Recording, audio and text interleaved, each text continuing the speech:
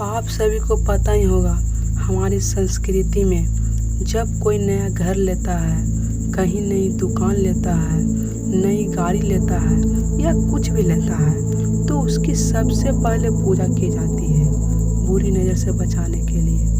मेरे पड़ोस में एक घरवाली फैमिली रहती थी। 10-12 सालों से ही वो किराए पर रह रहे थे। थोड़े टाइम पहले उन्होंने अपना एक घर लिया अहमदाबाद की एक गांव में। उस जगह का नाम आपको नहीं बता सकता, क्योंकि फिर लोगों की वैसी ही धारणा बन जाती है उस जगह को लेकर।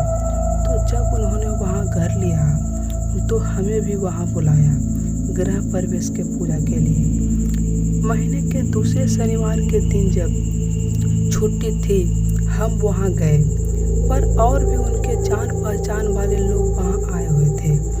थोड़े देर में वहां पंडित जी आए और पूजा करनी शुरू की।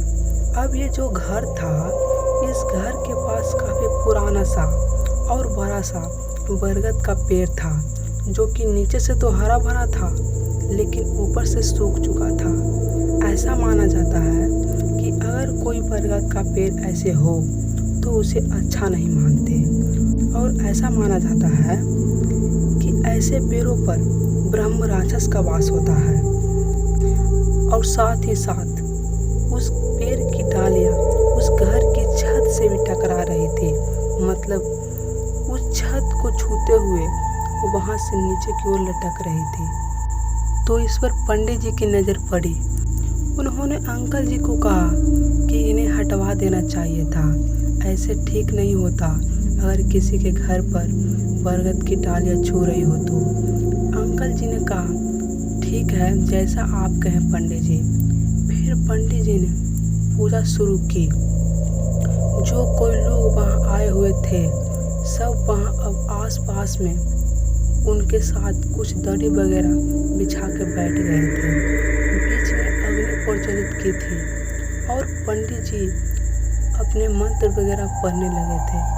उन्हें अभी 2 मिनट ही हुए होंगे कि ऐसा लगा कि जो वो मंत्र पढ़ रहे हैं, उनके साथ साथ वो मंत्र कोई और भी पढ़ रहा है। पंडित जी थोड़ा रुके तो वो आवाज़ भी बंद। फिर उन्होंने अपने मंत्र पढ़ने दोबारा से शुरू किए। उन्हें फिर लगा जैसे कि कोई और भी उनके साथ साथ वो आवाज़ दोहरा रहा हो, वो आवाज़ पढ़ रहा हो। फिर पंडित जी ने बैठे लोगों से पूछा कि आप लोगों ने कोई आवाज़ सुनी? तो हमने कहा कि कैसी आवाज़ पंडित जी? उन्होंने कहा कि मेरे साथ साथ कोई और भी मंत्र पढ़ रहा है, लेकिन हम में से वो आवाज़ किसी को सुनाई नहीं दी थी। पंडित जी ने पूजा दोबारा से शुरू किए और मंत्र पढ़ने लगे। उन्हें फिर लगा कि उनके साथ साथ कोई और भी है, किसी और की भी आवाज़ सुन पा रहे थे वो मंत्र दोहराने की आवाज़। पर इस बात पर ध्यान इस बार ना देते हुए पूजा संपन्न की और सबको प्रसाद दिए और अंकल जी से अकेले में बात की।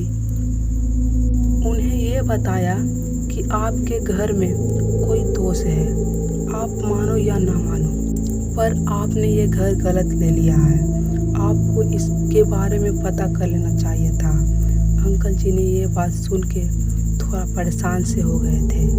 एक आम इंसान अपनी ज़िंदगी भर की जमा पूंजी से एक घर बना पाता है, और आपको कोई एक झटके में कह दे कि आपने ये घर गलत ले लिया है, तो सोचिए आपकी क्या हालत होगी। अंकल जी ने कहा, तो पंडित जी अब इसका कोई उपाय बताइए, क्योंकि मैं नहीं चाहता कि इससे मेरे परिवार में कोई दिक्कत आए, उन पर कोई असर पड़े। देखिए, इंसान चाहे जैसा भी हो, हमेशा अपने परिवार का भला ही चाहता है। पंडित जी ने कहा कि 2 दिन का समय दो, मैं फिर आपको बताती हूँ। उन्होंने अपनी दक्षिणा ली और चले गए। हम सब ने खाना वगैरह खाया और वहाँ से चले गए। अंकल जी ने घर के बाहर उस बरगद की ओर देख रहे थे, सोच रहे थे कि उन्होंने ये घर लेके कोई गलती तो नहीं कर दी। उस रात अंकल जी आंटी के साथ किचन में थे। उनके बच्चे दूसरे कमरे में स्कूल का होमवर्क कर रहे थे। अंकल जी चुपचाप से थे क्योंकि दिन वाली बात अभी भी उनके मन में थी। उन्होंने आंटी जी को ये बात बताई तो आंटी जी ने कहा कि हम कुछ करवा लेंगे, आप चिंता मत कीजिए। बच्चों को उनके कमरे में देखने गई तो बच्चे आराम से अपने काम में लगे हुए थे। अंकल जी अब खाना बना रहे थे। उन्हें कुछ आवाज़ सुनाई दी जैसे कोई मंत्र पढ़ रहा हो। उन्होंने वो आवाज़ सुनते ही झट से खिड़की के बाहर देखा। बरगद का पेड़ चुपचाप एकदम शांत खड़ा था। उनके नीचे किसी ने दिया जलाया हुआ था। अंकल जी ने यहाँ वहाँ देखा पर कोई नहीं नज़र आया, मगर उनके कानों में वो आवाज़ अभी भी गूंज रही थी। पीछे से आंटी आई। क्या हुआ, आप यहाँ पे क्यों खड़े हो? कुछ नहीं, बस ऐसे ही कुछ देख रहा था। खाना बना के बच्चों के साथ खाना खाया और फिर सोने चले गए। बच्चे अपने कमरे में आराम से सो रहे थे और अंकल जी उनकी तो नींद ही उड़ी पड़ी थी। जब से पंडित जी ने वो बात बताया था, रात में उठ के फिर से उस पेड़ को उस खिड़की से देखने लगे, तभी उन्हें कुछ आवाज़ सुनाई दी। बच्चों के कमरे से कुछ मंत्र वगैरह पढ़ने की आवाज़ आ रही थी। अंकल जी दौड़ के उनके कमरे में की तरफ भागे तो बच्चों आराम से सो रहे थे। अब वो आवाज़ वहीं कहीं से आ रही थी। तभी आंटी जी की चीखने की आवाज़ आई। अंकल जी जाके देखे तो आंटी जी अभी भी सो रही थी। अचानक किसी की हंसने की आवाज़ सुनाई दी, जो कि बहुत भयानक हंसी थी। वो खिड़की के पास खड़े रहे और बस पेड़ को देखे जा रहे थे। जैसे तैसे सुबह हुई। वो सारी रात ठीक से सो नहीं पाए थे। उन्हें इंतज़ार था कि पंडित जी कुछ बताएंगे, पर उस दिन उनका कोई फ़ोन नहीं आया। अगले 2-4 दिन तक उनका कोई फ़ोन नहीं आया। फिर थक हार के अंकल जी ने खुद फ़ोन किया तो पता चला कि वो अस्पताल में एडमिट हैं। उनके घर वालों ने बताया, जब वो आपके यहाँ से पूजा करके घर लौट रहे थे तो उनकी स्कूटी के एक्सीडेंट हो गया था। अभी उनकी हालत ठीक है, पर किसी से बात नहीं कर सकते। आपको कुछ ज़रूरी काम है तो थोड़ा इंतज़ार कीजिए, पहले वो थोड़ा ठीक हो जाए। और अंकल जी ने फ़ोन कर दिया। उन्हें समझ नहीं आ रहा था कि ये सब क्या हो रहा है उनके साथ। पिछले 2-4 दिन बड़ी मुश्किल से बीतते थे।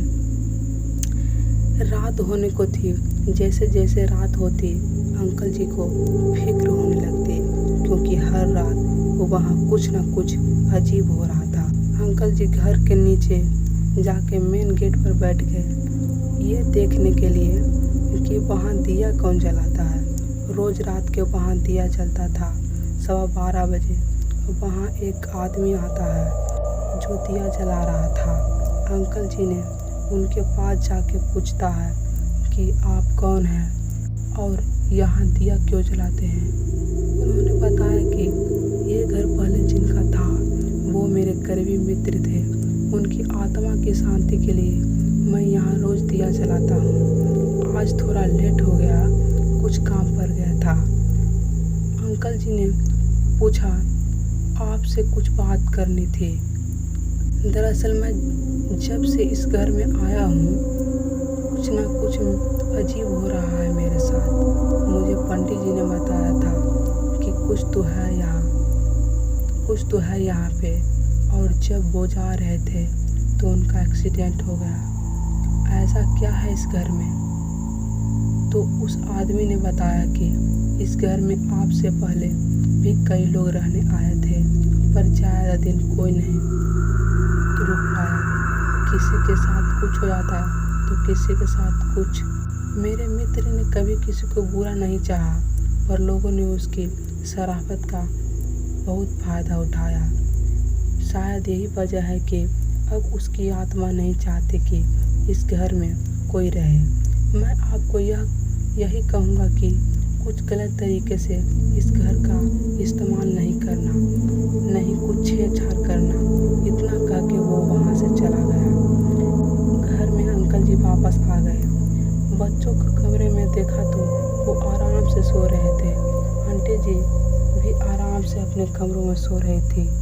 कुछ नहीं, उस रात कुछ नहीं हुआ। अगले दिन अंकल जी किसी दूसरे पंडित जी को घर लेके आए। उन्हें सारी बात बताई।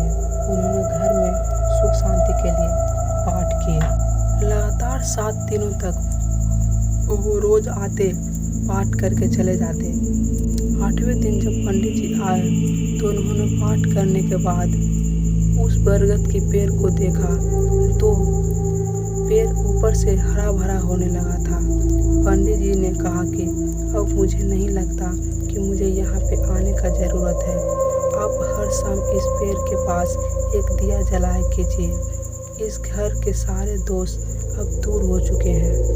इस पेड़ का हरा भरा होना इस बात की निशानी है कि घर के आसपास पेड़ों को सूख जाना ये बताता है कि कोई नकारात्मक ऊर्जा है आपके घर में या आपके घर के आसपास, जो नहीं चाहते कि वहाँ आप रहे। ये बात सुनते ही अंकल जी ने पंडित जी को धन्यवाद किए और वो चले गए। जाने से पहले उन्होंने पंडित जी को पहले पंडित जी आए थे उनके बारे में बताया तो पता चला कि वो पहले इस घर में वास्तु दोष के नाम पर इस घर के पुराने मालिक से न जाने कितनी बार पूजा करवाई थी और ऐसा करके वो बस उन्हें लूट रहे थे, उन्हें डरा रहे थे कि इस घर में ये करवा लो वो करवा लो, पर असल में इस घर में कुछ था ही नहीं। शायद उन्हें इसी की सजा मिली है। पंडित जी अपनी दक्षिणा ली और चले गए। रात के वक्त जब अंकल जी खिड़की से उस पेड़ को देख रहे थे तो उन्हें जरा भी अजीब नहीं लगा। वो घर के मेन गेट पर आए और वहाँ पेड़ के पास एक दिया जलाया और दोनों हाथ जोड़ के सिर झुका के कहा कि आपके घर को कोई कभी नुकसान नहीं पहुँचाएगा। ये अब घर मेरा भी घर है। इतना कहते ही एक हवा का झोंका उन्हें छूकर चला जाता है। उन्होंने ऊपर की ओर देखा तो उन पेड़ की डालियाँ हिल रही थी, पत्ते लहरा रहे थे। शायद ये बता रहे थे कि अब तुम इस घर में सुरक्षित हो। कहानी कैसी लगी ज़रूर बताना। जल्द ही मिलूँगा किसी और कहानी के साथ। और हाँ, अपना ख्याल रखिएगा, कहीं किसी की नज़र आप पर तो नहीं